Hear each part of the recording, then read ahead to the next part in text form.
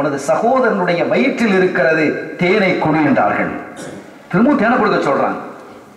இதுல நம்ம சிந்திக்கிறதுக்கு ஒரு விஷயம் இருக்கு. நமக்கு ஒரு வயிற்று வலி, ஏதாவது காய்ச்சல், கருப்புண்டு நம்ம என்ன செய்யணும், ஒரு டாக்டர்கிட்ட போறோம்.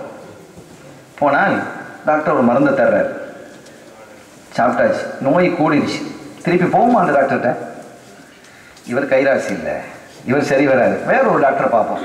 ஒருவேளை அப்படியே போனோம்னு வச்சுக்கோங்க, அந்த டாக்டர்கிட்டே நம்ம போய் 2வது முறையே நம்ம போய்விட்டோம். போனால் என்னாச்சு, டாக்டர் நீங்க மருந்து தந்தீங்க, நோய் அதிகமாயிடுச்சு. அப்படியா, இது அவருக்கு ஒத்து வரல போல இருக்கு, நான் வேற மருந்தை மாத்தி தர்றேன். செய்வாரா இல்லையா? அதைத்தான் அவர் செய்வார். கண்மணி ஸல்லல்லாஹு அலைஹி வஸல்லம் அவர்களுடைய மருத்துவத்தை பாருங்கள். அல்லாஹ்வினுடைய சொல்லின் மீது கொண்டிருந்த அந்த உறுதியையும் வலிமையையும் பாருங்கள்.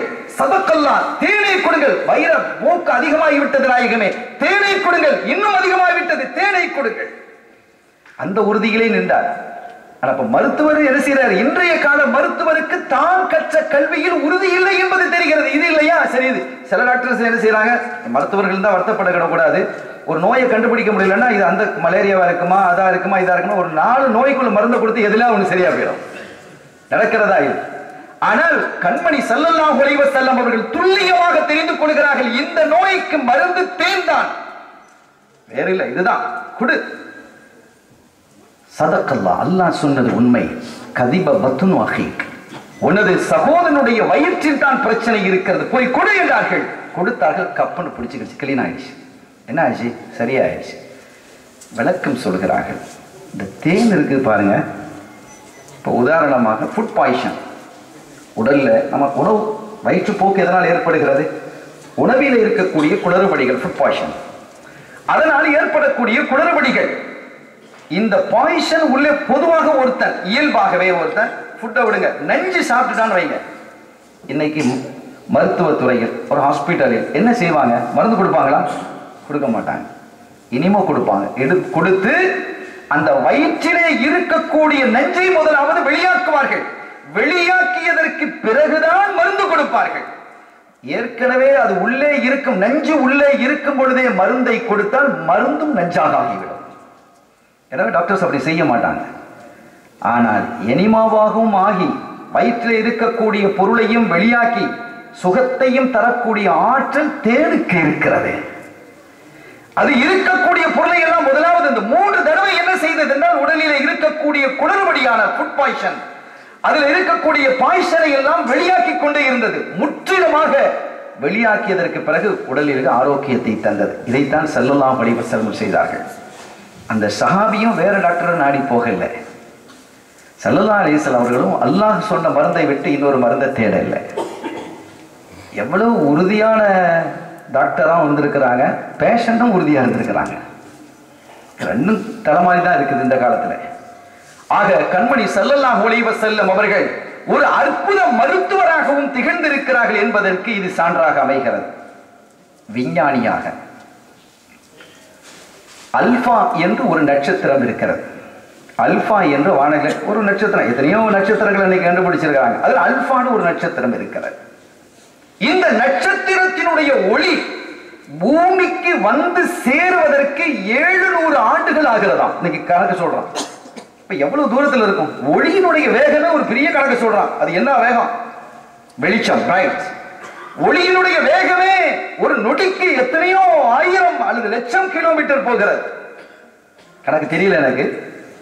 ஆனால் அந்த நட்சத்திரத்தினுடைய ஒளி பூமியை வந்து அடைவதற்கு 700 ஆண்டுகள் ஆகிறது என்றால் அது எவ்வளவு தூரத்தில் இருக்கும் அந்த அல்பாங்கிற நட்சத்திரம்? கண்மணி ஸல்லல்லாஹு அலைஹி வஸல்லம் அவர்கள் மேராஜுக்கு சென்று வந்தார்களே, எத்தனை நாள், எத்தனை நாள், எத்தனை மாதம், எத்தனை வருடம்?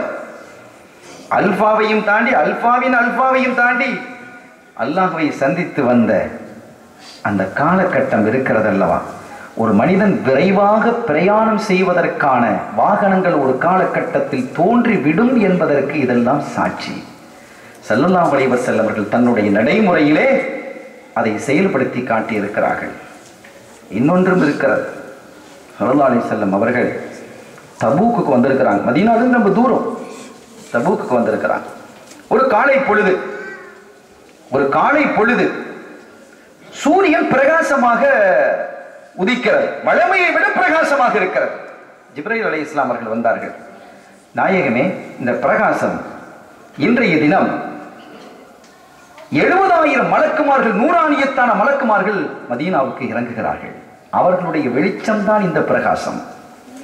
எதற்காக ஸல்லல்லாஹு அலைஹி வஸல்லம் எதற்காக? உங்கள் சஹாபியில் ஒருத்தர் முஆவியத்து இப்னு முஆவியா, வரலாற்றில் வரக்கூடிய அந்த முஆவியா இல்லை, அபூ சுஃபியான் ரலியல்லாஹு அன்ஹுடைய மகனார், சிரியாவை ஆட்சி செய்த முஆவியா ரலியல்லாஹு அன்ஹு அவர்கள் அல்ல, இன்னொரு முஆவியா அன்சாரி. அவங்க மக்காவாசி, அவங்க முஹாஜிர். முஆவியத்து இப்னு முஆவியா என்ற ஒரு சஹாபி இன்னைக்கு வஃபாத் ஆயிட்டாங்க. அவர்களுடைய ஜனாசாவில் கலந்து கொள்வதற்காக 70,000 மலக்குமார்கள் என்று இறங்கி இருக்கிறார்கள். யா ரசூலல்லாஹ், ஏன் தெரியுமா? அவர் சூரத்து குல் ஹுவல்லாஹு அஹதை விரும்பி விரும்பி ஓதக்கூடிய ஒரு சஹாபி. குல்ஹுவல்லாஹு அஹத் அவர் விரும்பி அடிக்கடி ஓதிக்கொண்டிருந்ததின் காரணத்தினால் அவரை சங்கைப்படுத்த வேண்டும் என்று ரப்புல் ஆலமீன் அல்லாஹ் ஜல்ல ஷானஹு வ தஆலா 70,000 மலக்குமார்களை அவர்களுடைய ஜனாசாவில் கலந்து கொள்ள அனுப்பியிருக்கிறான். ஸல்லல்லாஹு அலைஹி வஸல்லம் அவர்கள் பார்த்தார்கள், நாமும் இந்த ஜனாசால கலந்துக்கிடணும். ஸல்லல்லாஹு அலைஹி வஸல்லம் அவர்கள் அங்கிருந்து புறப்பட்டார்கள். எத்தனை கிலோமீட்டர் இருக்குது, நேர ஜனாசால கலந்துக்கிட்டு திருப்பி வந்துட்டாங்க. இது எப்படி சாத்தியமாயிற்று? அன்றைய காலத்தில் சஹாபிகள் ஆச்சரியப்படவில்லை. ஸல்லல்லாஹு அலைஹி வஸல்லம் அவர்களை ஓரளவு விளங்கியவர்கள் அல்லவா? ஆனால் இன்றும் கூட அவர்களை பற்றி அதெல்லாம் போயிட்டு வந்துட முடியுமா? இன்னைக்கு நடக்குதே, ஃப்ளைட்ல போய் இறங்கிட்டு வேகமாக திரும்பி வந்துடுறாங்க. அவன் சொல்றான், அன்னைக்கு ஒரு நண்பர் சொல்றார், ஒரு நாட்டில் டீயை குடிச்சிருக்கிறாரு, இன்னொரு நாட்டில் டிஃபன் சாப்பிட்டு இருக்கிறாரு, இன்னொரு நாட்டில் லஞ்ச் சாப்பிட்டுருக்காரு, இன்னொரு நாட்டில் டின்னர் சாப்பிட்டுருக்கிறார். இது ஒரு பெரிய ஆச்சரியம் இல்லை என்று இதையே ரசூல் ஸல்லல்லாஹு அலைஹி வஸல்லம் அவர்கள் செய்தால் ஏன் கேள்விக்குறி எழுப்புகிறீர்கள்? ஸல்லல்லாஹு அலைஹி வஸல்லம் போனாங்க, போய் ஜனாசாவில் கலந்து தொலை வைத்து விட்டு திருப்பி தபூக்கு வந்து விட்டார்கள். எல்லாம் கொஞ்ச நேரத்தில். இதை இமாம் ரஸாலி ரஹ்மத்துல்லாஹி அலைஹி அவர்கள் அறிவுபூர்வமாக ஒரு செய்தியை விளக்குவார்கள். அப்படிலாம் போயிட்டு வர முடியுமான? வேற ஒன்றும் இல்லை. இங்கிருந்து இந்த ஒரு பெரிய கார்பெட் விரிச்சுக்குதுன்னு வைங்க, அங்கே வரைக்கும் பெரிய கார்பெட் இருக்குது. இங்கிருந்து அங்கே வரைக்கும் கடைசி வரைக்கும் ஒரு கார்பெட்டை விரிக்கப்பட்டிருக்கிறது. இந்த கார்பெட்டை, ஒரு விரிப்பை ஒரு எட்டில் தாண்டணும் முடியுமா? முடியாது. அதை அப்படியே சுருட்டி வைங்க, தாண்டிடலாம் இல்லை? சுருட்டி தான் அந்த கார்பெட்டை தானே தாண்டுறோம். இப்ப மட்டும் அளவு குறைந்து விட்டதா? அதே அளவு அதற்குள்ளே இருக்கிறது. அல்லாஹ் பூமியை சுருக்கி கொடுக்கிறார். ஸல்லல்லாஹு அலைஹி வஸல்லம் அவர்களுக்கு இதெல்லாம் மிக சாதாரணமான ஒரு விஷயங்கள். ஆக அளப்பெரிய விஞ்ஞானியாகவும் கண்மணி நாயகம் முஹம்மது முஸ்தபா ஸல்லல்லாஹு அலைஹி வஸல்லம் அவர்கள் திகழ்ந்திருக்கிறார்கள். அன்பாளராக நமக்கு தேவையான ஒரு பெரிய விஷயம், ஸல்லல்லாஹு அலைஹி வஸல்லம் அவர்களை விட ஒரு அன்பான ஒரு படைப்பை உலகத்தில் பார்க்க முடியாத சகோதரர்களே. சில பெண்கள் பிள்ளைகளை கொண்டு வருவாங்க, பெண்கள் குழந்தைகளை கொண்டு வருவாங்க. ஒரு சஹாபியத்து பெண்மணி கொண்டு வந்தாங்க. ஸல்லல்லாஹு அலைஹி வஸல்லம் அவர்கள்ட்ட இறக்கி விட்டாங்க. அவங்க மடியில சிறுநீர் கழிச்சிருச்சு. அந்த குழந்தை கண்மணி நாயகத்தினுடைய மடியில் சிறுநீர் கழித்து விட்டது. இந்த தாய் பதறாங்க. ஏன் பதறீங்க? குழந்தை, இதுக்கு என்ன தெரியும் என்று சாதாரணமாக எடுத்துக்கொள்கிறார்கள்.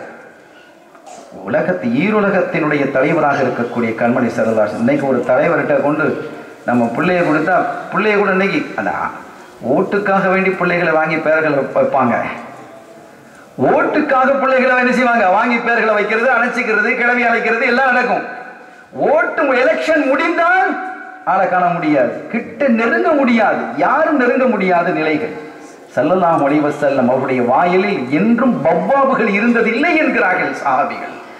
செக்யூரிட்டி அவர்களுடைய வாயிலே இருந்ததில்லை. கண்மணி ஸல்லல்லாஹு அலைஹி வஸல்லம் அவர்கள் அந்த அளவிற்கு எளிமையாக இருந்தார்கள். குழந்தைகள் மீது மிகுந்த இரக்கம் காட்டுவார்கள். வெளியில போயிட்டு வர்றாங்கன்னு சொன்னா இனிப்புகளை வாங்கி கொண்டு வருவார்கள் மதீனத்து பிள்ளைகளுக்காக. ஸல்லல்லாஹு அலைஹி வஸல்லம் வர்றாங்கன்னு தெரிஞ்சதும் குழந்தைகள்லாம் என்ன செய்வான்? மதீனாவினுடைய எல்லையில வந்து நின்றுக்கிடுமா, யார சொல்லலாம் ஸல்லல்லாஹு அலைஹி வஸல்லம் இறங்கிட்டு அந்த குழந்தைகளை தன்னுடைய வாகனத்தின் மீது ஏறி இறக்கி அப்படியே மதீனாவிற்குள்ளே நுழைந்து வருவார்கள். என்ன அழகு, என்ன அன்பு, என்ன கிருபை, என்ன கருணை, என்ன கனிவு, என்ன பாசம், என்ன நேசம், அனைத்தும் ஒரு உருவாக பார்க்க வேண்டும் என்றால் அது அற்புதம். அண்ணலம் கண்மணி முஹம்மது ஸல்லல்லாஹு அலைஹி வஸல்லம் அவர்கள். அப்படி திகழ்ந்தவர்கள். ஒரு பிள்ளை, ஒரு குழந்தை தாயை கொண்டு வந்து விட்டிருக்கிறார். ஸல்லல்லாஹு அலைஹி வஸல்லம் அவர்களுடைய முபாரக்கான முதுகிலே இருக்கக்கூடிய அந்த நுபுவத்தினுடைய அடையாளத்தை பிடித்து விளையாடியது. அந்த தாய் சத்தமிட்டாங்க. ஏன் சத்தமிடுறீங்க? அந்த பிள்ளை என்ன செய்யுது? விளையாடட்டும் என்றார்கள். நுபுவத்தினுடைய முத்திரையை பிடித்து விளையாடி கொண்டிருக்கிறது. அவர்களுடைய முதுகிலே இருந்த ஸல்லல்லாஹு அலைஹி வஸல்லம் நுபுவத்தினுடைய முத்திரை. இப்படியெல்லாம் கருணையாளராக, அன்பாளராக அவர்கள் திகழ்ந்தார்கள். ஸல்லல்லாஹு அலைஹி வஸல்லம் அவங்கள்ட்ட வந்து ஒரு யூத சிறுவன் ஹிதுமத்துக்கு வரும், என்னவோ தெரியல, ஆனால் யூதனாகத்தான் இருந்தான். ஸல்லல்லாஹு அலைஹி வஸல்லம் அவர்களிடத்தில் வந்து ஒவ்வொரு நாளும் வேலை செஞ்சு ஹிதுமத் செஞ்சு கொடுத்துட்டு போகுது. ஸல்லல்லாஹு அலைஹி வஸல்லம் அதையும் ஏற்றுக்கிடுவான். அடிக்கடி வந்து ஹிதுமத்து செய்து கொண்டு போவான். ஒரு கட்டத்தில் மறியல, அவன் நோயா போய் படுக்கையில் ஆழ்ந்து விட்டான். என்ன அந்த சிறுவனை காணல? நோயா இருக்கிறான். ஸல்லல்லாஹு அலைஹி வஸல்லம் நோய் விசாரிப்பதற்காக அந்த பிள்ளையை பார்க்கறதுக்காக போறாங்க. ஒரு மாபெரும் தலைவர், ஜனாதிபதி சாதாரண ஒரு வேலைக்காரனை போய் பார்க்கறதுக்கு போவாரா? ஜனாதிபதி விடுங்க, பிரதமர் போவாரா? முதலமைச்சர் போவாரா? அமைச்சர் போவாரா?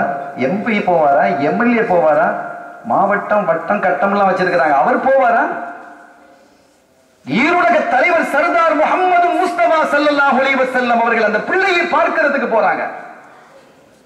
தலைமாட்டிலே அமர்ந்து தலையை தடவி விடுகிறார்கள். புரிந்து கொண்டார்கள் இந்த பிள்ளை மரணத்தினுடைய பிடியிலே இருக்கிறான் என்று. சொன்னாங்க, யா குலாம் அஸ்லிம், நீ முஸ்லீம் ஆயிடுப்பா தம்பி. இந்த சிறுவனை பார்த்து சொன்னாங்களா, அஸ்லிம் யா குலாம். ஏன்னா தனக்கு ஹிதுமத் செய்கின்ற பிள்ளை ஒரு காலமும் நரகத்துக்கு போகக்கூடாது என்பதில் அவர்களுக்கு கிருபை. தனக்கு ஹிதுமத்து செய்துவிட்ட இந்த பிள்ளை நரகத்துக்கு செல்வதா கூடாது, அஸ்லிம் கலிமாவை சொல்லிடு. ஏன்னா மூத்தாக போறான், இந்த நோயிலே அவன் மரணித்து விடுவான் என்பதை அறிந்து கொண்ட அண்ணன் முஹம்மது முஸ்தபா ஸல்லல்லாஹு அலைஹி வஸல்லம் அவர்கள், அஸ்லிம் தம்பி, இஸ்லாத்தை வந்துரு. அவர் என்ன செஞ்சா, அந்த பிள்ளை என்ன செஞ்சா, தன்னுடைய அத்தா வாப்பாங்க இருக்கிற தந்தை எங்க இருக்கிறார், நல்லற இலாபி அப்படி பார்க்கிறார். வாப்பா என்ன சொல்லுவாரோ தெரியலையே.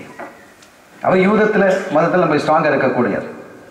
அவர் பார்த்தார், அக்கே அபுல் காசிம் ஸல்லல்லாஹு அலைஹி வஸல்லம், மகனே அவங்க என்ன சொல்றாங்களோ அதை கேட்டுக்கப்பா அப்படின்றார். பெரிய பாக்கியம். ஒரு வேளை பிந்திய காலத்தில் அவருக்கும் கூட ஹிதாயத்து கிடைத்திருக்கலாம்.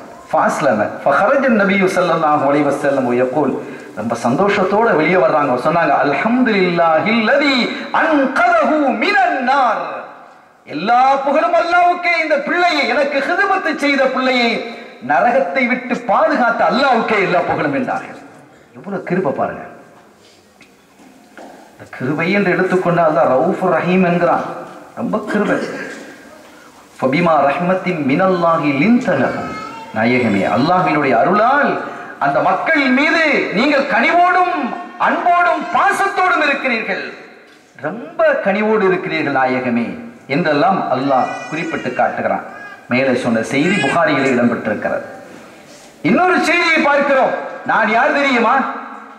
எனக்கு ஒரு உதாரணம் என்ன தெரியுமா? ஸல்லல்லாஹு அலைஹி வஸல்லம் சொல்றாங்க, எனக்கு ஒரு உதாரணம் என்ன தெரியுமா? ஒரு மனிதன் இருக்கிறான். அந்த மனிதன் நெருப்பை மூட்டுகிறான். இஸ்தௌகத நாரா ஃபபாத் ஹவுலஹு. அந்த நெருப்பு மூண்டதும் சுற்றி வர வெளிச்சமாக ஆகிவிட்டது. ஒரு பகுதியிலே அந்த நெருப்பு வெளிச்சம் தேவை என்று நெருப்பு மூட்டப்பட்டிருக்கிறது. அந்த நெருப்பிலே வந்து விடுவதற்கு பூச்சிகளும் தவாம்புகளும் விரைந்து வருகிறது. அது வெளிச்சமா இருக்க, அது விழுந்தா என்ன செய்யும், செத்து போயிடும். ஆனால் அந்த மனிதன் என்ன செய்கிறான், அந்த பூச்சிகள் எல்லாம் அதிலே விழுந்து விடாமல் தடுத்துக் கொண்டிருக்கிறான். அதுபோன்று நான், நீங்கள் நரகத்தில் விழுந்து விடக்கூடாது என்று உங்களினுடைய இடுப்பை பிடித்துக் கொண்டிருக்கிறேன் என்கிறார்கள்.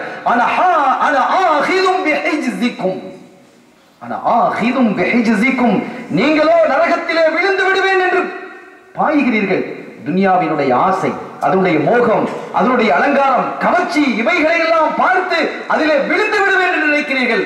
ஆனால் உங்களுடைய இடுப்பை நான் பிடித்துக் கொண்டிருக்கிறேன். நான் விடமாட்டேன், உங்களுடைய இடுப்பை பிடித்துக் கொண்டிருப்பேன். ஒரு சஹாபி வந்து சொல்றாங்க, யார சொல்லலாம், நான் ஒரு கனவு கண்டேன். அந்த கனவுல என்னுடைய தந்தை என்னை துரத்தி கொண்டு ஓடி வருகிறார். மேல் சொன்ன செய்தி முஸ்லிமிலே இடம்பெற்றிருக்கிறார். உங்களினுடைய இடுப்பை நான் பிடித்துக் கொண்டிருக்கிறேன் என்ற செய்தி முஸ்லிமிலே இடம்பெற்றிருக்கிறார். அந்த ஒரு சஹாபி சொல்லுகிறார், நாயகமே, கனவு ஒன்று கண்டேன். அதிலே என்னுடைய தந்தை என்னை விரட்டி